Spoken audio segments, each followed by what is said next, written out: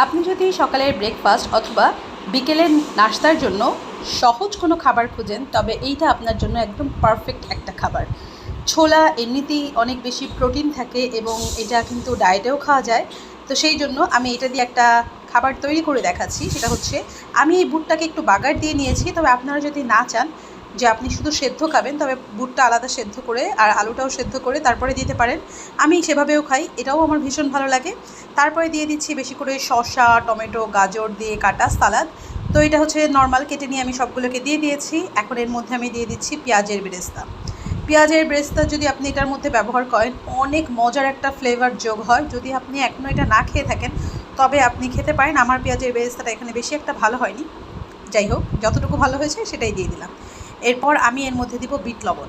আমার এখানে যে বিট লবণটা আছে, এটা হচ্ছে একটা স্পাইসি বিট লবণ। এটার মধ্যে আমার কাছে মনে হয় যে এটার মধ্যে একটু চাট মশলা অ্যাড করা, যার কারণে একটু চাট মশলার দিলে ফ্লেভার পাওয়া যায়। তো ভালো হয়েছে, এক ঢিলে দুই পাখি। আপনারা রেগুলার বিট লবণটা চাইলেও দিতে পারেন।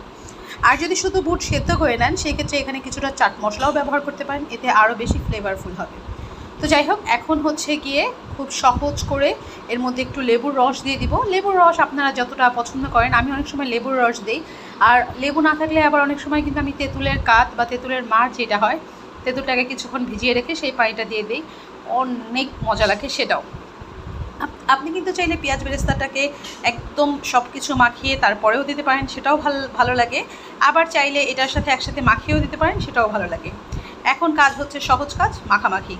এই তো আমি একটু নেড়েচেড়ে মাখিয়ে নিলাম। এখন এর মধ্যে আমি কিছু ডিম অ্যাড করে দিব। আমি এখানে কয়েকটা কোয়েল পাখির ডিম সেদ্ধ করে নিয়েছি, সেগুলি এর মধ্যে দিয়ে দিব। আপনারা চাইলে রেগুলার ডিম দিয়ে দিতে পারেন, আবার চাইলে ডিম ছাড়াও খেতে পারেন।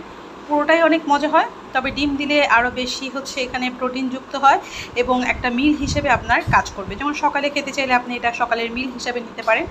এবং এত মজা এটা খেতে, বিশ্বাস করেন। আপনি যদি এখনও না খেয়ে থাকেন, একবার আমার এই রেসিপি দেখে খেয়ে দেখেন, আশা করছি আপনার ভীষণই ভালো লাগবে। বললামই তো, চাইলে রেগুলার ডিম ব্যবহার করতে পারেন। আমার যেহেতু কোয়েল পাখির ডিম ছিল, তো আমি সেটাই ব্যবহার করেছি।